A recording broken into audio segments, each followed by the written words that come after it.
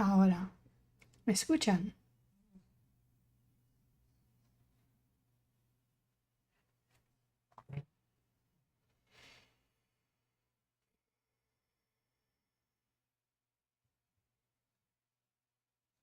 Okay, I'm a little late to start, waiting for people to come in. So today I want to first review how to use YouTube in case you don't know. I want to ask you if the sound is good because I made a video last week and the sound was terrible. I hope I fixed it. It should be good quality. I followed some really high quality standards settings. All right, it's good. Sounds good. Could it be better quality? Because yes, last week I was like screaming, but I wasn't doing anything special. It's just the settings got reset somehow, and I didn't know. No comment. Quality of the sound.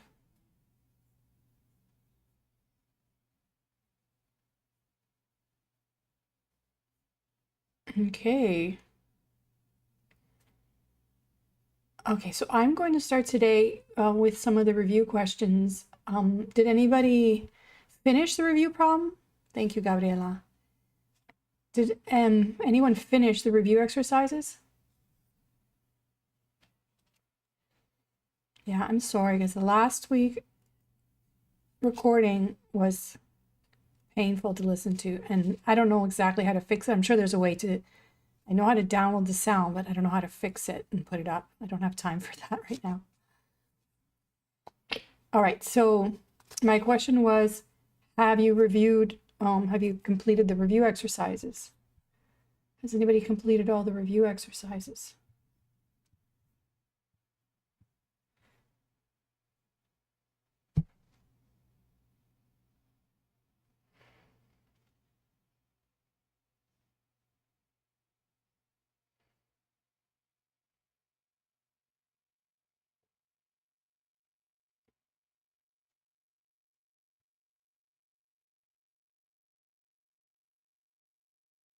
All right, so that's where we're going to start. All I'm going to do now, just keep in mind, if the screen goes blurry to reload. I'm not too sure why my iPad looks blurry when I post these images, but I'll have to look into it. Looks like really faint, not high quality. Okay, I'm going to look at the Moodle page.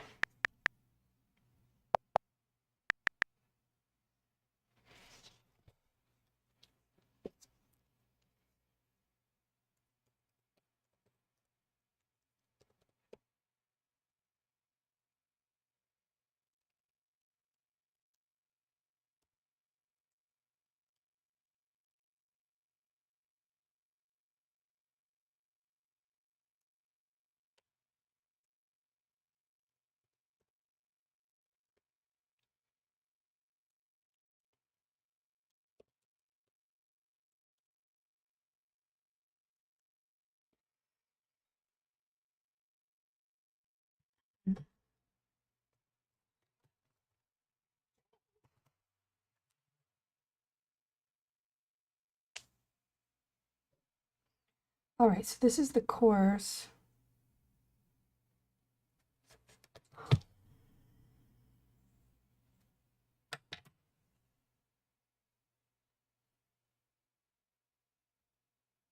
Wow. I don't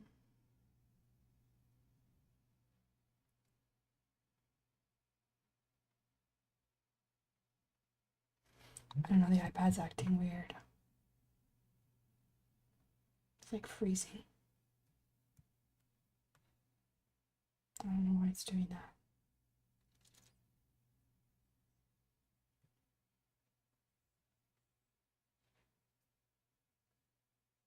Oh, I know why.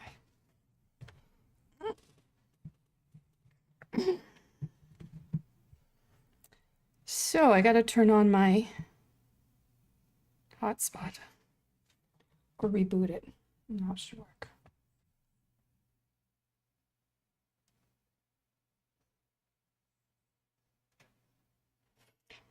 think it should work anyway because it's hooked up to the computer. I apologize for the setup being slow. I'm not sure what's happening. Oh. Anyway, in the platform, I have a number of review exercises in Unit 1 that you should finish this week. And I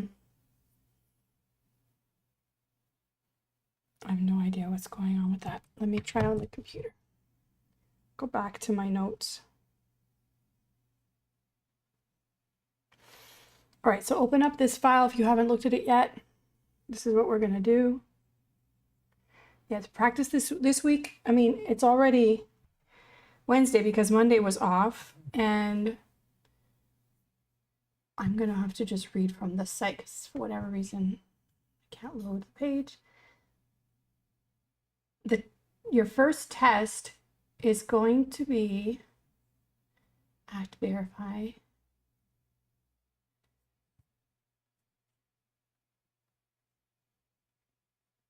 March 1st, so that's next week, right? Next Wednesday, so it's a week from now. That's 10%. We're going to do it by distance. It'll be multiple choice, but I'm going to ask you to write out your answers on pages and then take or scan them or take a photo of them and then upload them to Moodle. That's what I expect you to do for next week. And they should be problems like this, all right? So it's supposed to be on Unit 1 and 2, so I'm not going to spend too much time doing review exercises. You should do them. I'll just do a couple and then we'll get onto Unit 2.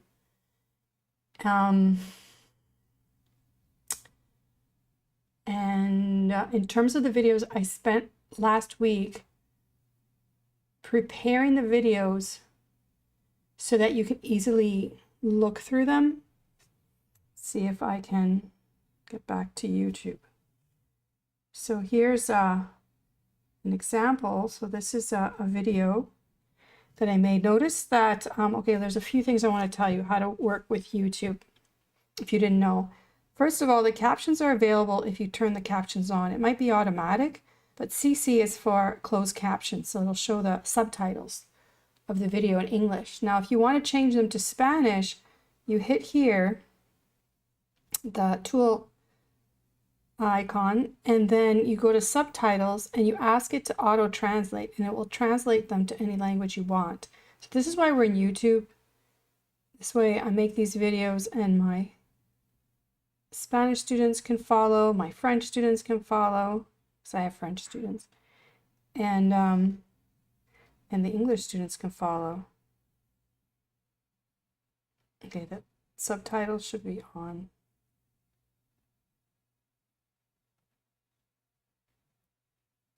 I'm going to check the connection. I'm not sure if it's the connection. Yeah, it's the connection. All right, now everything should work.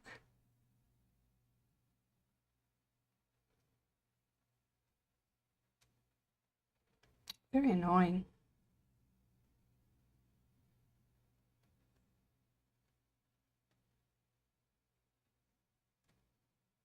I mean, it's supposed to be 5G. Everything's supposed to go so fast. And that is not my experience at all. Not at all. All right. So here's my example.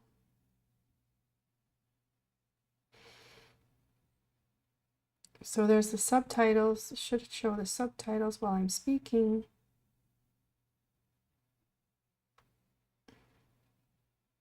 And there's the subtitles, right? And they're pretty nice, pretty clear. If you want to translate them to Spanish, you hit auto translate and translate to Spanish, if that helps you. Now, they're not perfect. I won't say they're 100% perfect, but they're better than nothing. And I would like to have some time to edit them. By the time I get around to editing them so they're perfect, you will have already been on to the next video. So I think for now, work with what you've got. So it should show the Spanish translation. I don't know why it's not. Do it again.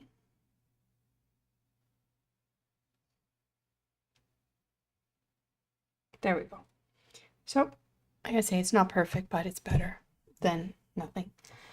And I wanted to also tell you that I put timestamps. You see, I made a list here of every slide, so you can go exactly to the place in the video if you just want to review one item and not the whole hour and a half video.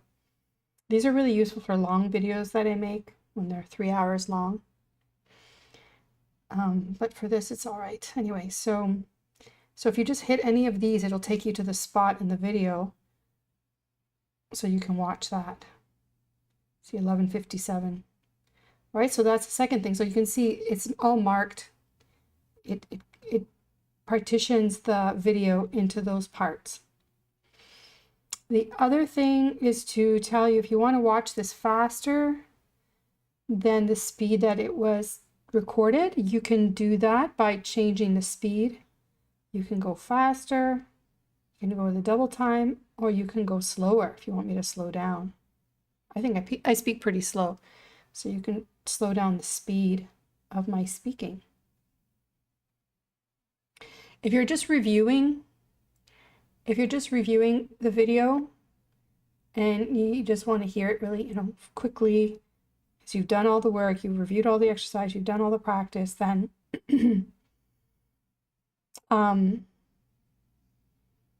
can watch it maybe at like 1.5, 1.75, and you'll go through it quicker and completely without all the details, because you're just reviewing. The other thing is, on a computer, if you're watching this on a laptop or a computer, you can use your arrow keys to scroll through as well.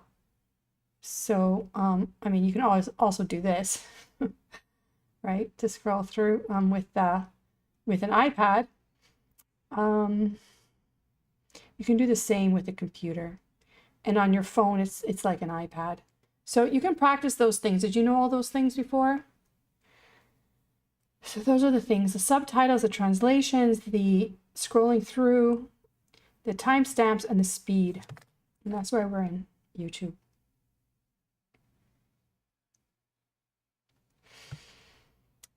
All right, let's look at the exercises. All right, so I don't want to do all of them. Which one would you like me to do? I really don't want to spend time doing all of these, because you have all the claves. I think that unless you have any question in particular that you want me to do, I will be doing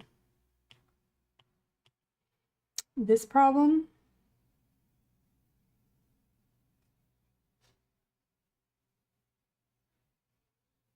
and these two problems. We can do these quickly. Okay.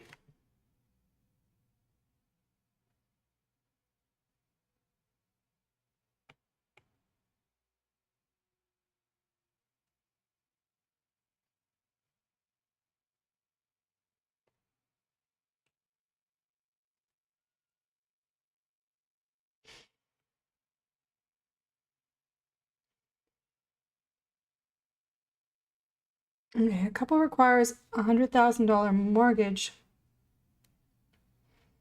The effective monthly interest rate is 1%. Calculate the monthly payment that they can expect to pay if they accept a mortgage with a 20-year term. Right, and the way you solve these problems is always with a first step or initial step. Identify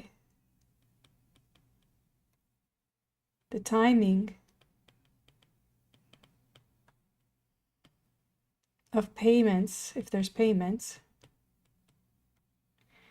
and convert all variables to the same frequency.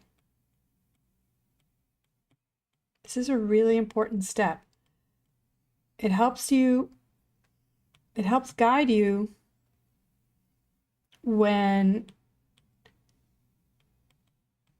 things are not aligned. In this problem, you have a monthly mortgage. So the payments are monthly, So that means the interest rate must be monthly, and it is, so that's good. That checks out.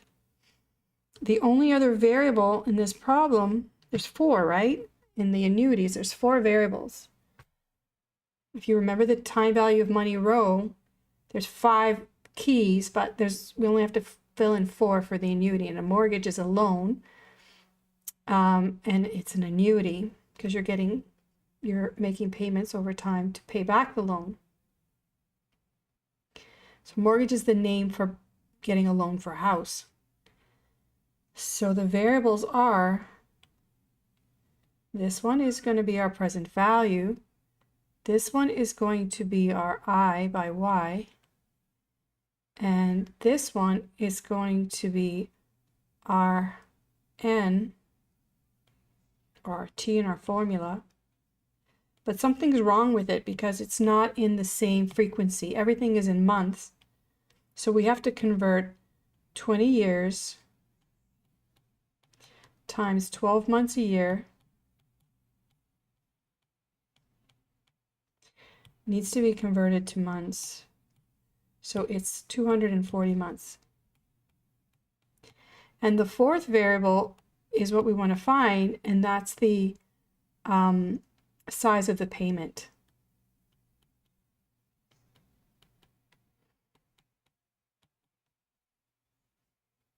Which you can also call C1, the first cash flow. So putting this together, we're going to use the formula for annuity, and we're going to write out the formula with the variables inside.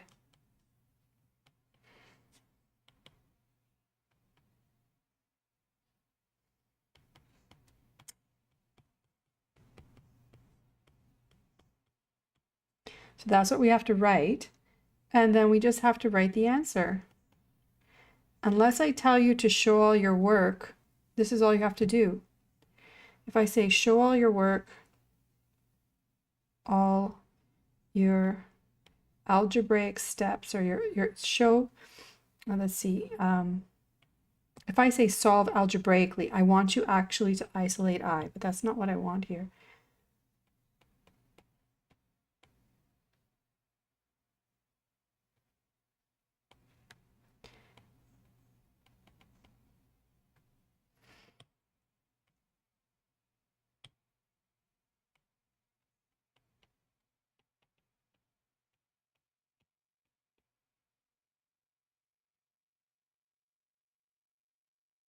So that's what that means, okay? Solve algebraically is to isolate C1, but I don't ask for that here.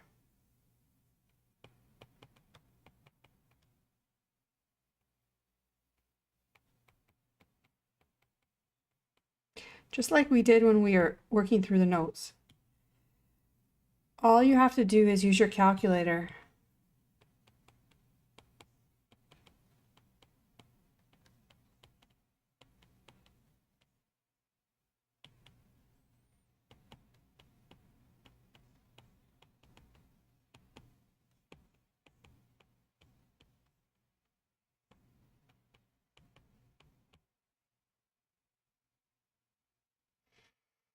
So what you're going to do, even though I don't want to see this on your test, I mean, it's not going to get you points. You can write it, but it's not going to earn you points.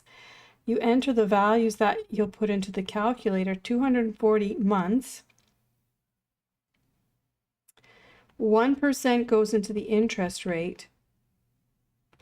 $100,000 is what we receive up front, so that's PV. And then into payment is what you want. So we leave that blank and we overwrite FV. And when you compute payment, what do you get?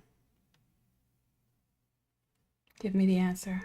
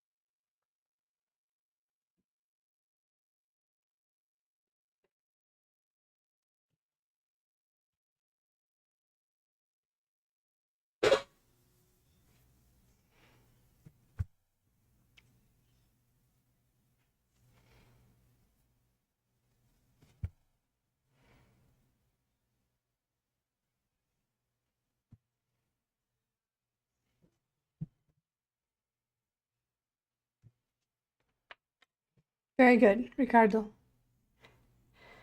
All right, any questions? So the C1 is 101, no, 101 and 9 cents. I'll do it. But this is, in the end, this is what you want to write for your test. That's all you have to write. So let's put it on the calculator. So I'm going to clear my TVM row, and I'm going to enter 240 months. The interest rate is 1. The present value amount is 100,000. It's 1 and 5 zeros. I put 0 into F via overwriting it, and I asked for the payment, and there you go, and he rounded up to 9 cents, which the banks would do as well. Okay, so that's it. So do you have any questions about this formula and what it's doing? So as you borrow this money, it continues to earn interest however you're paying down the balance, and we're going to look at that in Unit 2 as well. You're paying down the balance slowly, and you guys should work ahead even, because I mean, I want to put as much as I can on the test, but anyway, let's see what we get through today and Monday. But there's exercises there on looking at the amortization, like how the balance on your loan gets paid off and the principal outstanding gets reduced each period. We're going to talk about that. If you look ahead into Unit 2 and try those exercises, you'll get a better idea. So notice this is what we have to pay, so this is a negative. All right, so I wanted to do that one. And then I want to do this one.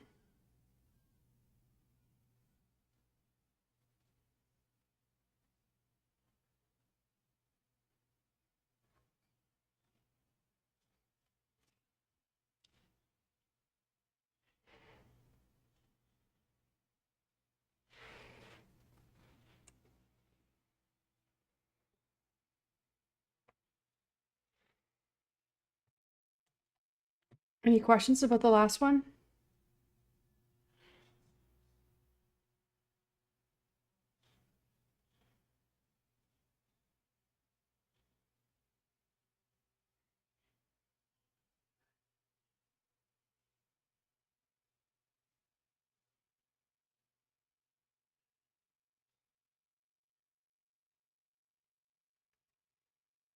All right, so for this one, a corporation is expected to pay quarterly dividends. Okay, so this is, we're going to use the assumptions to try and value the stock of ABC Corporation. We're going to use some assumptions. So we're going to say, using the fact that dividends are quarterly, so these are the payment to shareholders, prospective shareholders can think, okay, well, if I buy one today, every quarter I'm going to get $1 per share, and it's going to start next quarter if I buy it now, and continue forever, right? And we make that assumption because corporations, potentially, they could exist beyond the lifespan of the managers or the current owners, because managers can be replaced and owners can be replaced as well, right? Because their stock can be purchased or it could be passed on. So this could be indefinitely. We're told also which interest rate should we use or which rate of return. If the prospective investor wasn't investing in this stock, the opportunity cost of investing, what they would be looking for is a return of 2.4114% per quarter. So quarters are 3 months periods, and following the rule from the last problem, right, step 1, I have to match the frequency of payments as a frequency for all variables. So I'm going to do the same thing here. So what do we have? Quarter is the 3-month period. The payments are every quarter. So the interest rate has to be every quarter. So that's good. And what is the fair price today for a share of ABC Corporation stock? And there's no time, right? Because it's indefinite. So there's nothing special we have to do. We just have to remember the formula for perpetuity. Remember, it looks like this. So let's see, what do we have? PV0, or the price, would be the first cash flow, which is $1, divided by the return, the required rate of return. So this would be in decimal form. And that's all you have to do. To put this into your calculator, I suggest you enter this number first and then use the inversion button. So you're going to write 0.024114 and then invert it and then multiply. Well, you don't have to multiply it by 1 because it's already a 1. So I don't have to multiply it by 1. That's all I have to do. Okay, that'll give me my answer.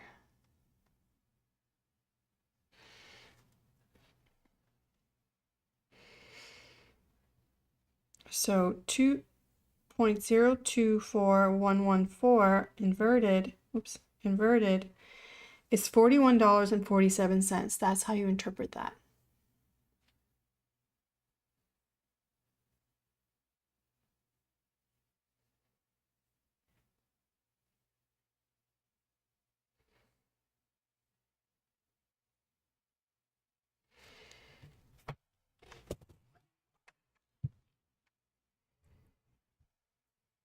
See if I can.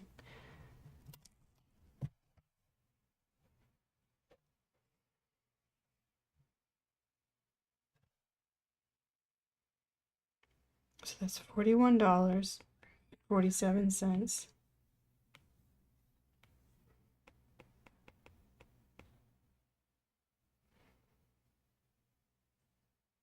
Yeah, great job.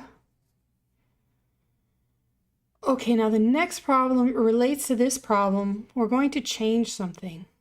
We're going to add the information that we believe the corporation is going to grow, and as a result, they're going to have, be a bigger company, and they're going to have greater returns for the shareholder. If those returns are assumed to be at a constant rate, so if the growth is at a constant rate, then we can use the growing perpetuity formula for that. So let's get that problem here.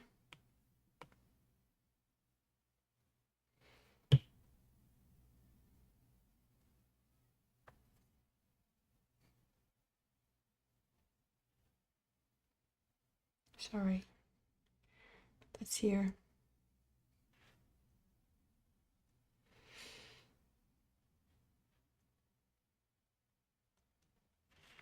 I lost it.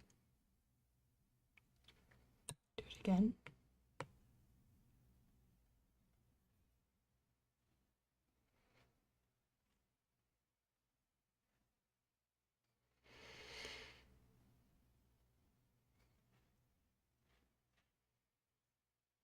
But in this case, it's the growing economy. So there's a growing economy.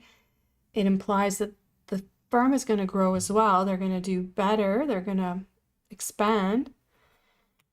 And higher revenues, which will translate into higher dividends. So investors will anticipate that in 2 quarters, dividends will experience growth of 1% per quarter, and that will continue indefinitely. So we take the information from number 5 just to draw a timeline, and looking at your formula sheet, you want to be able to match the timeline. It's $1 now, next period. So these are in quarters. And when I draw this, this is in quarters. So it's $1 for the first quarter, and then by the end of the second quarter, it grows. That's what it means. It might not be so clear, but that's what it means to say So it's really important that you draw the timeline when there is a debatable interpretation. That way I can look at it and consider giving you part marks. That maybe I wasn't so clear in my description and it misled you. So this matches the growing perpetuity formula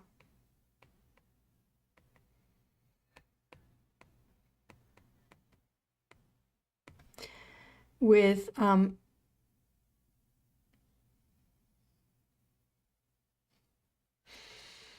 okay, so what do we have for the formula? The formula is, let's put it together, C1 over I minus G. So tell me which one is I and which one is G.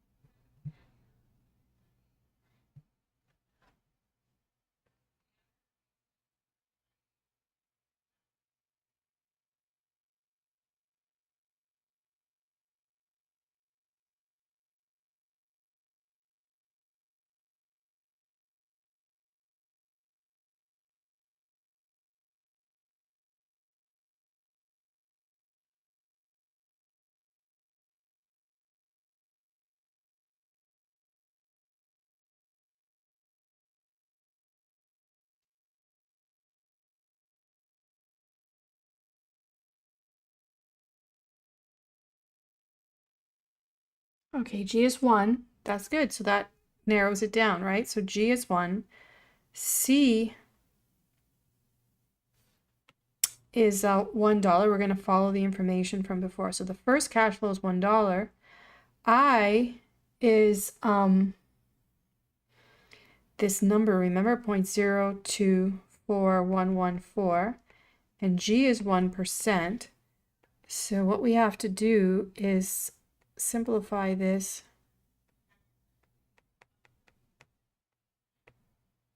And that's now what we're going to solve. You need to simplify that. You can put on your calculator, but you can also see this is just 2 minus 1. Okay.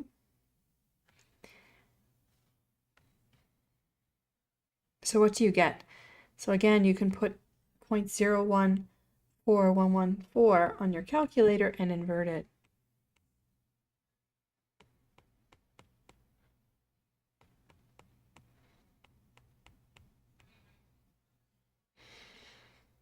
And what's the answer?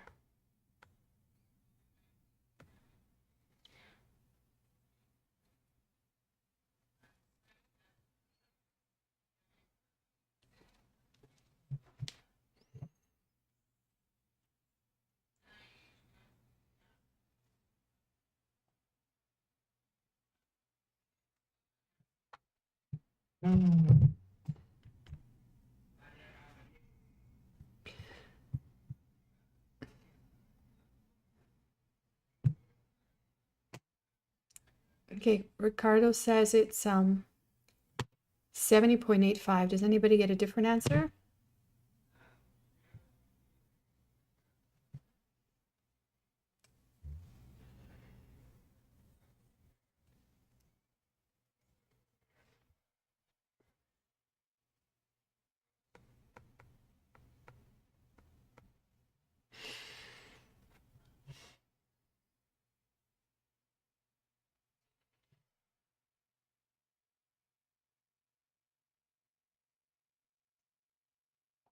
Yeah.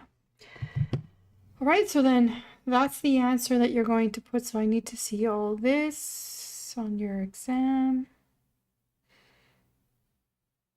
Mention. You don't have to write the formula. I recommend drawing the timeline though.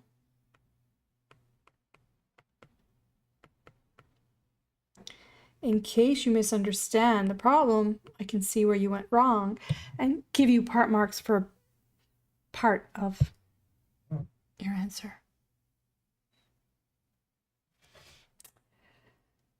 All right. So you can see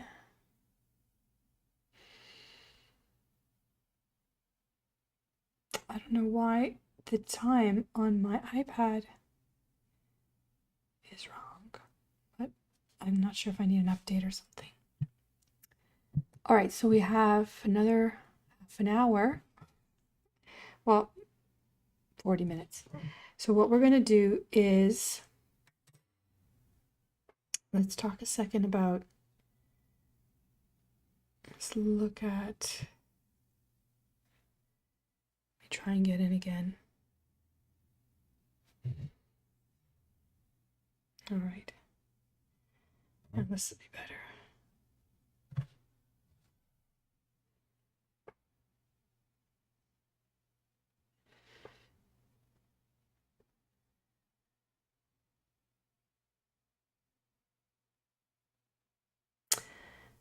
Okay, so in terms of the platform, I'd like you to sign the Código de Honor if you haven't already. Oh, I asked you to do the connect assignments and the follow-up assignment. And I put all these videos here, right, for you. That's not an urgent thing. You can do that in your spare time. Watch these videos. It's a set to answer the question that people had about, they didn't know what some terms meant. And I think these are very good explanations. And you can also ask me if you still don't get it. We can talk about it in class, but I think these are well done. Spend a few hours digging up videos. Of course, Khan Academy is good. The quality of the videos has really diminished. I guess it's relative because the quality of other videos have improved substantially. But the content is excellent in Khan Academy. And he has some videos. I've used these before in my classes. So because we're not going to do options, but we will talk about shorting. We'll talk about derivatives. It's nice to know exactly what they are without me having to spend time going into it too much because we only had limited time together. So in terms of this unit, you have, okay, all these review exercises. So I want you to work through those and I want you to let me know. Let's see this one. Somebody was saying,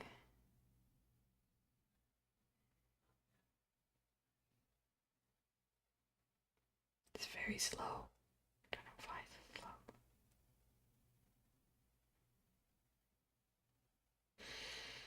Wow, it's like 1990 slow. It's so slow. What in the world? Anyway, so work through all of those. I want to start in unit 2.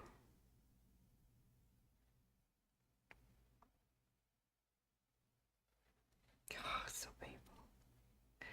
All right. Okay, so those are the other calculator. And I've been linking all the videos here and I put in the original meeting as well. So you have all the videos from all the classes. I spent a lot of time on this course last week, so please aprovecha. So we're going to move here. And this is where we're going to start.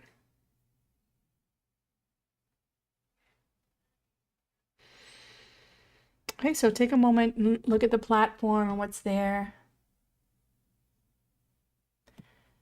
Gabriela is asking, did I write something wrong? Let's see what I wrote wrong. 4, it's that one. Yeah, that's just a typo there. That's a typo. Is this one? 014114.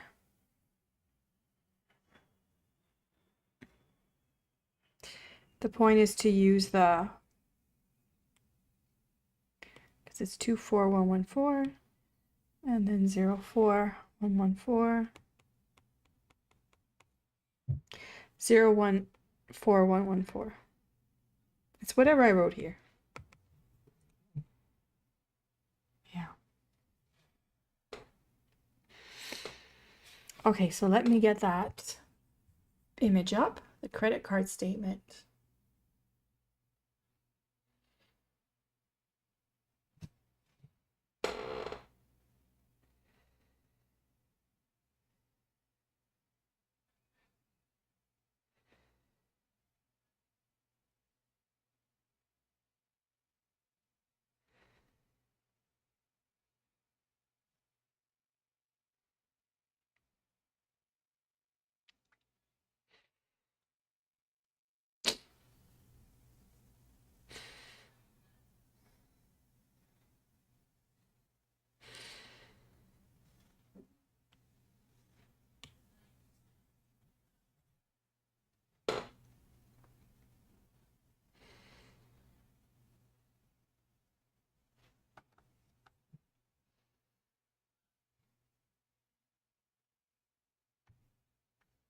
Okay.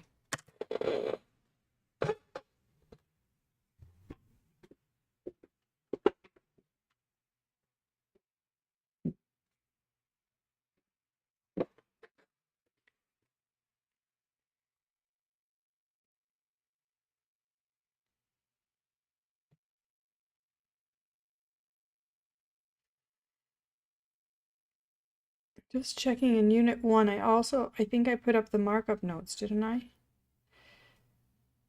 Yeah, so see, I put the markup notes. So those are the actual my writing during the class. I'm not going to do that for everything. Like what I just wrote right now, you have the clave, you have the solution, so I don't need to put up the notes that I wrote up just now.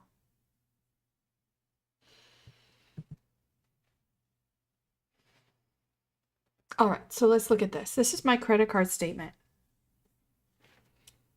What interest rate do I pay and how often?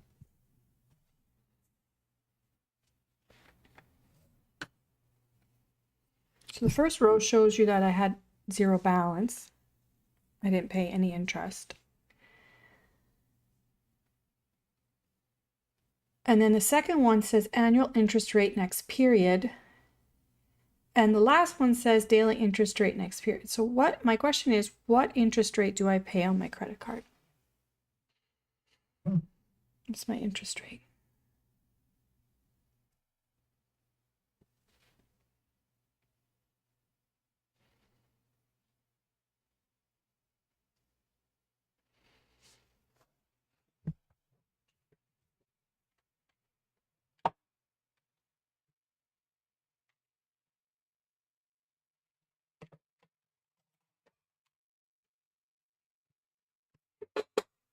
What do you think? Take a wild guess.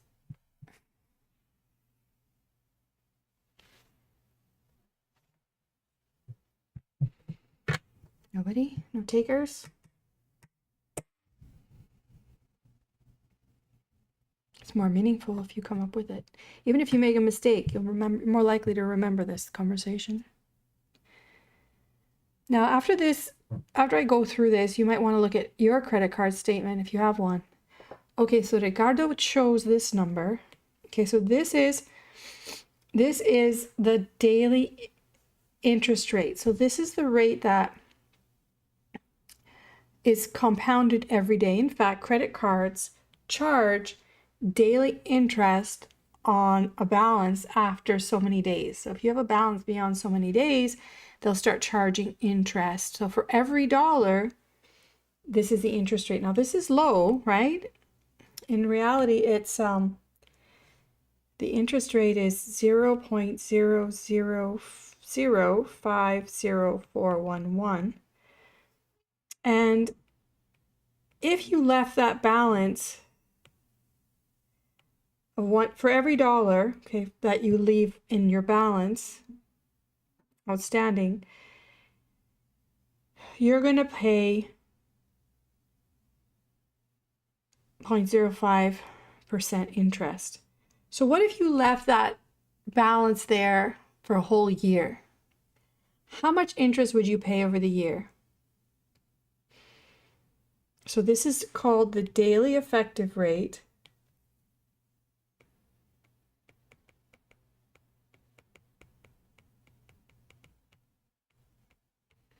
And credit cards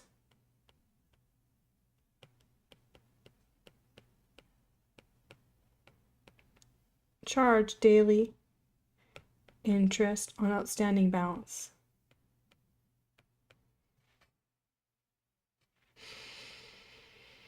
So what would be the equivalent rate? So I'm sorry, in other words, how much interest do I pay after a year if I don't do anything? If I just let the balance compound interest over the year?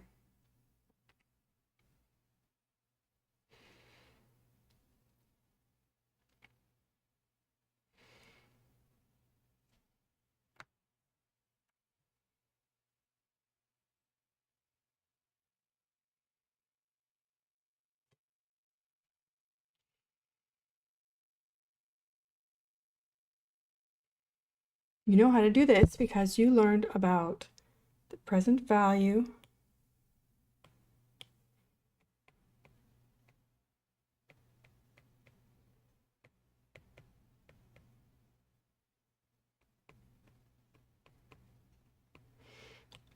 I want to know how much interest will there be after a year. Okay, so Ricardo is suggesting that's what this number is. And I'm going to tell you right now, I'm going to break it to you that that is not what it's going to be. Okay, so this is a very important point. And we'll talk about what this number is in a moment. But first, how much interest would you pay after a year if you left the balance? For every dollar you left, how much interest would you pay? Okay, so Ricardo's telling us that this 18.4 is actually this 0.050441 times 365, but that's not interest. That's not compound interest. What kind of interest is that? Ricardo and everybody else. What do we call that when you just multiply? From day one, from the first day of class. What do we call that?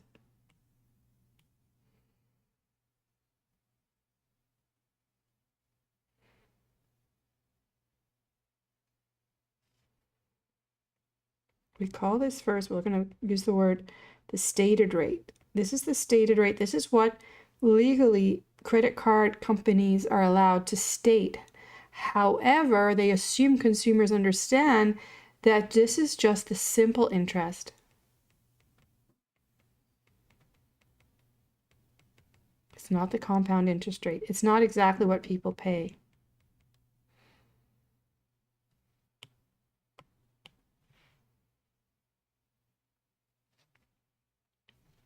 It's not an annuity. It's a simple interest. Okay. So if you look back at the first day of class, we talked about the difference between the simple interest and compound interest. Compound interest, you have to consider the factor of, like, this is like a growth factor or accumulation factor, we called it, right? So what we would have to do to find out what it is over the year in compounding, we have to raise this to the power. It's an exponential effect in interest. But it's great that he realizes, and all of you notice, that this is not the compound interest. This is just the simple interest. And he got it by taking the daily times 365, ignoring interest on interest. But we have to pay that. If we owe this money, we have to pay both, right? Simple and compound interest. So let's figure it out. So what is this amount?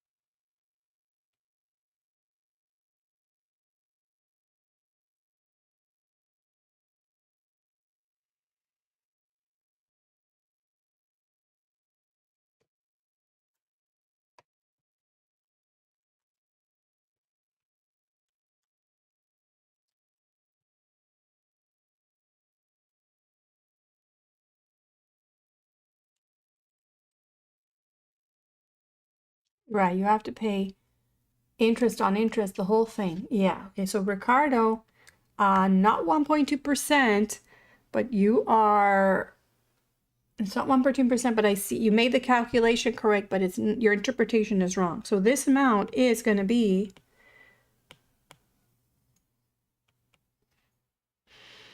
one, well, tell me, what is it going to be?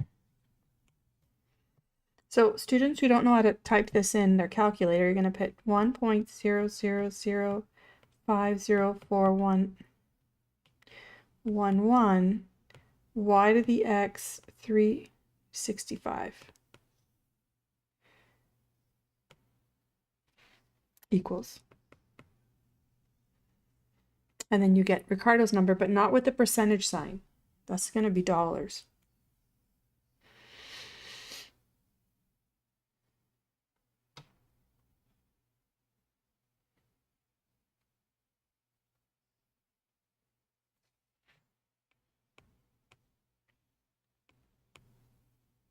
So I'll just round it there, but I'm going to leave the decimal places. All right. I'm going to show that there's more numbers here without writing them down.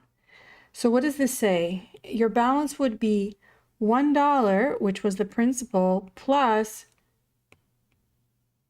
so $1 plus 20 cents, essentially, for every dollar. So I have to put the decimals on because there's going to be more than just $1. So it's going to be 20 cents on every dollar, or 20%.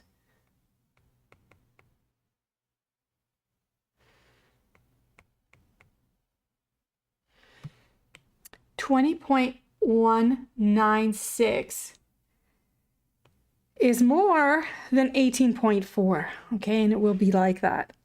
So essentially, it's very misleading if you read for every dollar that your rate is 18.4. In fact, effectively what you pay, because you have to pay not just the simple interest, you also have to pay the interest on the interest that will compound to be 20.196%, and so on.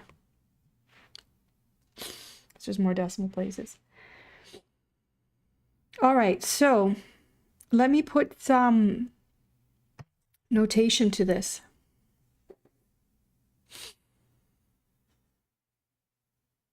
The next document I get into more detail because there are conventions, right? There's, for credit cards, daily interest is charged, and consumers are expected to understand that this is the annual periodic rate. That's what APR stands for, but it's only a stated rate. It's not an effective rate, okay?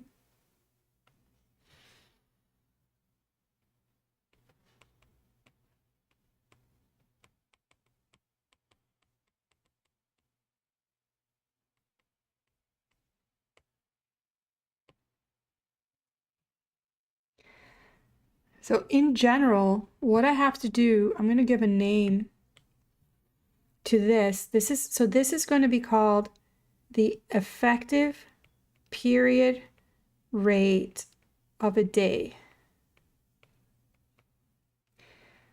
Okay, so that's the effective period rate. That's different. And I use the subscript. The subscript is the fraction of a year that I'm referencing. So that's how it is for credit cards. Mortgages in the United States use a they quote a stated monthly rate. All right. So mortgages use a monthly rate. When you hear about bonds use a semi-annual rate. So they're different ones, and we're going to focus on 4. All right, the quarterly, semi-annual, monthly, and daily. So I've started with this example because this is a credit card, and anybody can go look at their credit card statement. You might not have a mortgage statement. Okay, so you guys can look at your credit cards. Okay, so what we did was, if I was to make this a formula, then I'm going to call EPR 1/365 my I, and I took it and I raised it for every dollar to the power of 365. And what I got was 1.20196, right? So what I'm getting is this, and this is called, lots of terminology, but you'll repeat it enough that you'll learn. This is called the effective annual rate. So this is the equivalent of what you pay over the year if you left that balance to accumulate.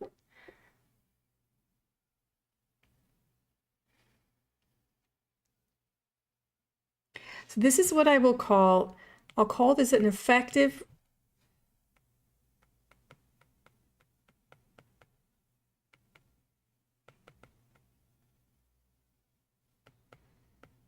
to effective rate conversion.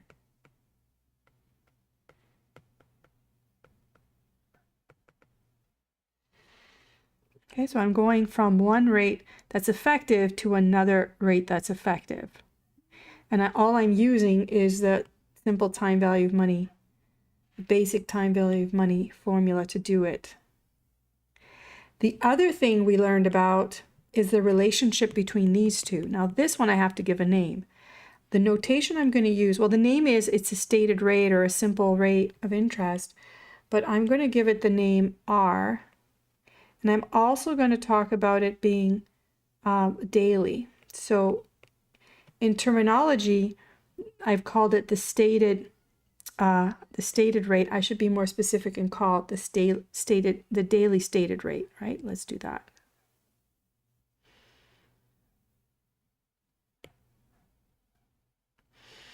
It's the, well, I have it on the next page. Maybe I won't. I'll do that on the next page because it's on the next page. Because if this is an effective, why did I say that? I wrote something different than I actually wrote here. Sorry. This is called the annual periodic rate, not effective. I can't believe I did that, but anyway, it happens. Okay. It's the annual periodic rate, it's a stated rate, it's a simple interest rate. Try and remember all those, and this is the notation. That's different from the daily effective rate, that's this one. And so I'm going to call this the effective daily rate. I should put all the terms in. Didn't write it out, did I?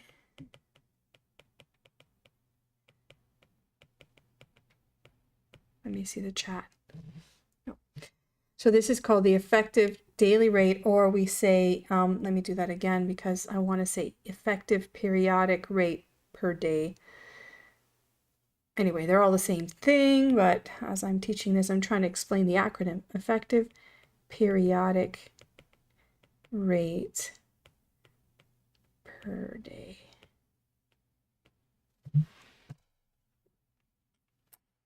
Okay, so this is an effective rate to an effective rate, which is very useful because now I can take this and I can compare this 20.196% to other credit cards, right? I could have done it across credit cards, and this is the rationale I think of in the financial sector.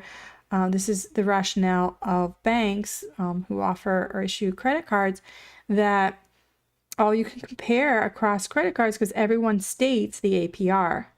And since credit card rates are daily, these are all comparable. However, that's still not what you pay every year for a dollar outstanding, per dollar outstanding. In this case, it's actually practically 2 percentage points higher, which in the long term and with lots of money can really have an impact, right? 2% of 100 is $2. 2% of 1,000 is $20. 2% of 10,000 is $200. You see what I mean? It can really explode with large amounts, and banks are operating in the trillions of dollars. So it's a lot of money that they're making with a lot of customers not aware of it or unaware of these sorts of things. All right, so the other relationship, so this is one relationship that I want you to be aware of, effective to effective conversion. And then what about stated to effective? We just have an example of a stated rate, which was 18.4%. And we divided by 365 to find the effective daily rate. I'm just putting up the numbers that are already there.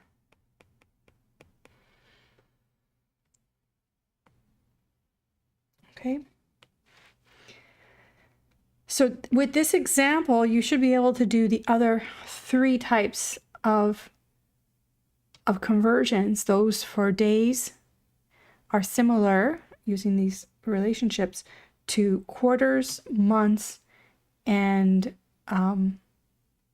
semi-annual periods. Okay, so let me take up the other slide, or the other document, where I expand on this.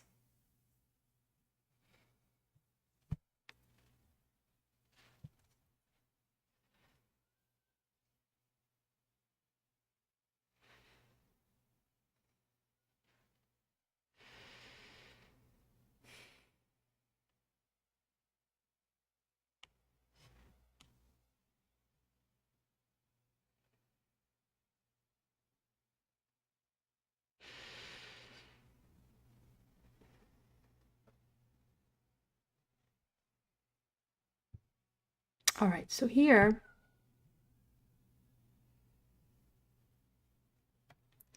I've included all these things that I said on the last page. Okay, so this is our effective periodic rate per day, or our effective daily rate.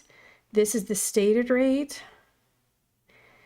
And I mentioned the annual periodic rate, or APR, indicates the simple interest paid after a year. Simple interest ignores the effect of interest compounding on interest.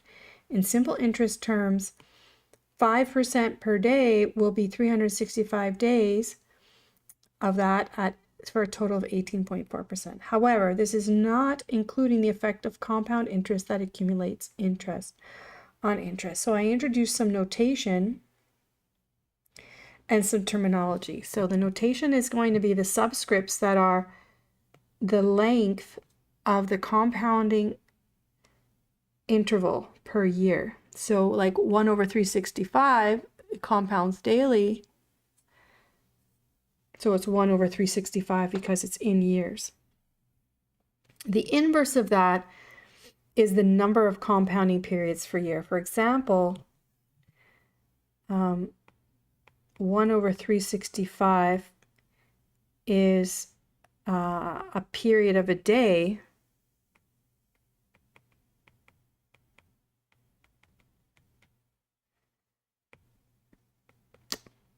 And there are 365 days per year. So just the inverse. That's all I'm saying there. Hopefully it will not confuse you, okay? So this is the n, and this is the inverse, 1 over n. And there's a rationale for doing that. When it gets more complicated, you can appreciate that, but I won't get too complicated with you on this, okay? All right, so as we explained, the annual rate compounded daily is also known as the stated daily rate, and we write R 1 over 365, and that's for credit cards. So this is what we've done so far. There's 3 others that we're going to talk about in this class. There's the annual rate compounded monthly, or the stated monthly rate, which is R112, and this is the way rates are stated for mortgages.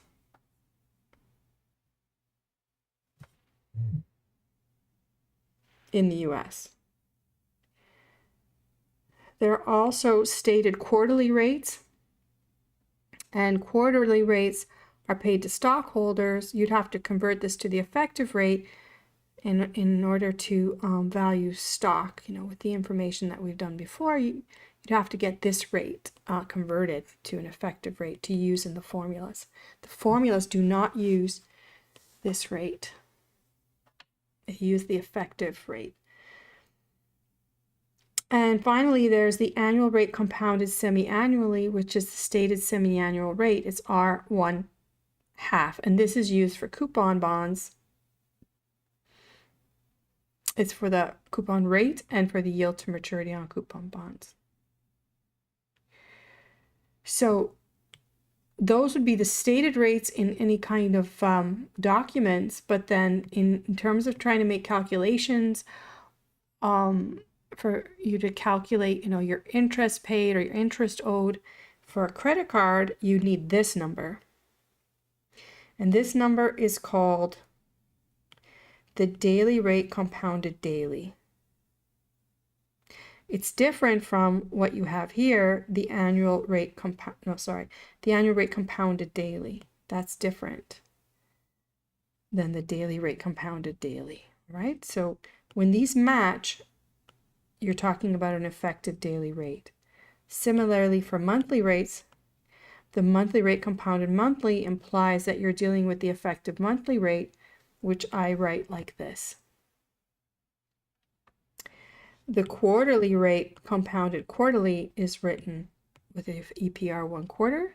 It's called the effective quarterly rate. And the semi-annual rate compounded semi-annually is the effective semi-annual rate. And each of these are related to the others as, just like we did for the credit card, take the stated rate and divide by the number of periods of compounding in the year. The same thing for this one, you take the stated mortgage rate and you divide by the number of compounding periods in the year. So you just take the rate that's on your mortgage and divide by 12 to find it. And similar, this one, take the quarterly stated rate and divide by 4. And this one can be found by taking the stated semi-annual rate and divide by 2. Okay, so those are the relationships between that's the conversion from effective to stated or stated to effective. Depends which one I want to find. If I want to solve for this, given the stated rate, I divide. If I want to solve for the stated rate from the effective, I have to do the opposite. I have to multiply.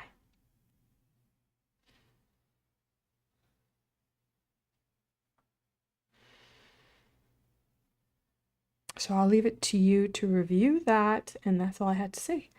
So that's all I have on this slide. Now there's several examples that you get to practice. Practicing these 4 different scenarios: credit cards, mortgages, stocks, and bonds.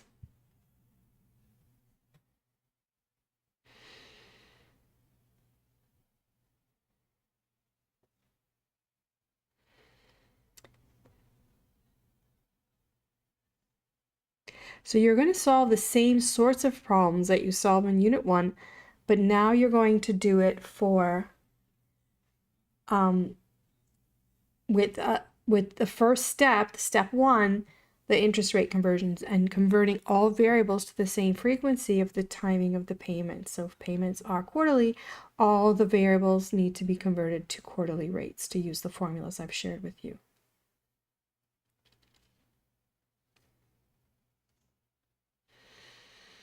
I have some other, we can just start here before we leave. So I have some examples that I put up here, and then exercises that you can try. And I've also given the solutions. So I'm going to ask you to try that for next class. So what I want you to do for next class is try as many as you can. Remember to prioritize my notes. Once you've done my notes, then you can go to Connect, okay? Connect is later. The Connect assignments are after the test anyway. So focus on completing these and understanding the answers to all these questions. I have a lot of problems here for you. It looks long, but half of them are solutions, right? What I want to do before we go is review the page in your lecture notes for the setup. And I don't think we did that together. I said we'd do it after we got through the notes. I want to talk about it now because you'll see I use those in my solutions. I use the memory keys. I want to show you how the memory keys work. So memory keys, and I want to have this discussion. So this is from the third page of the lecture notes. So we've used most of these, but let's recap and then let's talk about the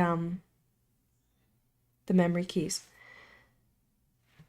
So first of all, if you want to reset the entire calculator, so that's all your settings. If you see that something's just, you're really not getting the answers I get and it just doesn't seem right, you just want to reboot the calculator, do a reset. Otherwise, don't reset the calculator. Otherwise, you have to go through all these steps again. And maybe you lost some valuable data in the process. We've used this many times. This is clear TVM, so you hit second, clear TVM. For the reset, it's second, reset, enter. So you're going to have to reference this page in the future, so just remember that it's here, okay? To clear any of the worksheets or workbooks, worksheets is the better term, like the cash flow keys, or if you have information in the statistics area, if you have, even the TVM row can be cleared using clear work. Where else do you have data? In, well, also in the memory. So you have to be in the worksheet and then hit second clear work or it won't clear. Make sure you can see all your decimal places. You'll see in my instructions on the exercises, I ask you to report a certain number of decimals. If you report the wrong answer for decimals, I will deduct marks if you do it more than once, right? So make sure you can see all the decimal places. So that is second, format, 9, enter. So second, format, 9, enter. Now mine's already set, but that's how you would do it. Make sure you have a 9 decimals.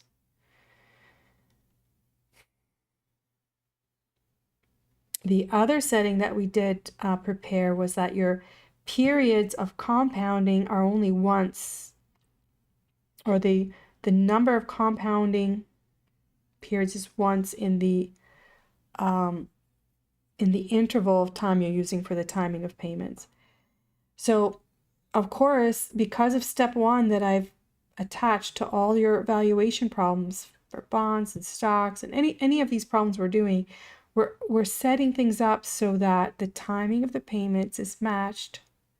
The frequency is the same for all variables. If you're working with monthly payments, then you need a monthly rate and you need to speak about months, total months, for the duration of the investment or the duration of the mortgage or whatever it is. So this should be the default on most of the phones anyway, so make sure you have that. And finally, we've already worked with this as well, is changing your calculator to begin mode only if you're told to. Only if you're told that payments are at the beginning of each period. To return your calculator back to the default of end of period payments, you do the same thing. Second begin, second set. So that's a review, really.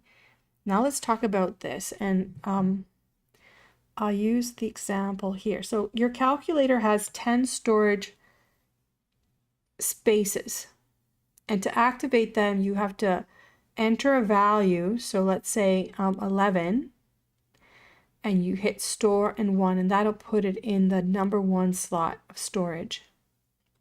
Let's put something else in there as well. Let's put 9 in storage 2. But in fact, we could have put storage 0, storage 1, 2, all the way to 9. There's actually 10 slots. But with those values, I want to calculate 9 divided by 11, recalling, so this is a recall, RCL. Recall storage 2 is what you're doing. that would be 9, and divide by recall storage 1, which would be 11, and equals. And you should be getting the same answer if 9 divides by 11, or if you do it from the storage keys. So let me show you what that looks like. So I'm going to put 9 store in the one slot and 11 store in the second slot. And what you can do is write down what values you stored in what slots. You can put them down on a piece of paper and your solutions that you're solving, right? And you'll see I'll do that in the notes too. So then you want to say recall 2. No, what did I do? Recall 1. Yeah, recall 2. Let's see what I did. I want to see what's in memory. To see what's in memory, let's go second mem. So there's nothing in the 0 slot. I have put 9 in 1 and 11 in 2. So I did it backwards, actually. Let's fix it. I want to put 11 in 1. Let's do that again. Okay, repeat. So I'm going to clear. I can go into the mem and I can clear the whole worksheet with clear work. You see how it wiped it out? So now it's gone. So what I want to do is put 11. Oops. Actually, you can do it that way as well. If I go here and I say I want to put 11 in there, I can do it like that. And I want to put 9 in memory 2, and they're both in there. So now when I scroll through, 11's in 1 and 9's in 2. So then I want to recall 2 divided by recall 1, and that's my answer with 9 decimal places. All right, so I guess I've gone over time, but that's basically my review of how to use a storage key. So you'll have some practice with reviewing the exercises. I won't see you for until Monday. If you need to contact me or speak to me, please let me know and we can set up a meeting. But work diligently this week and see how much you can get through. And we will talk on Monday. All right. Any questions for me now? Oh, the other thing I wanted to tell you, and I will email the class about it because not everybody's here, is that I have reserved classroom. If you want to be in a classroom for the test, the classroom is in Plaza Universitaria.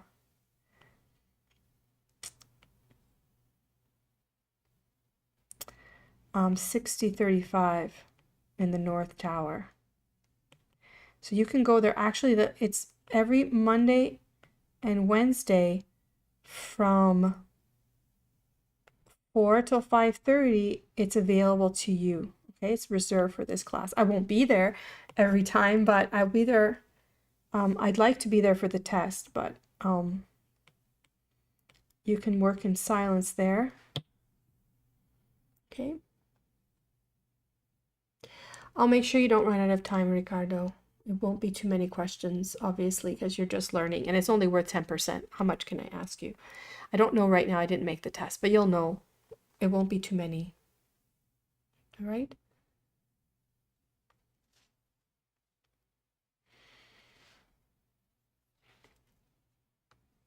So just work with these exercises, and when you're done that, you can go into Connect. But I think you should focus on these. Okay, with that, I'm going to let you go because maybe people have other classes or they have commitments. All right, so we'll talk to you. Keep in touch. Bye for now.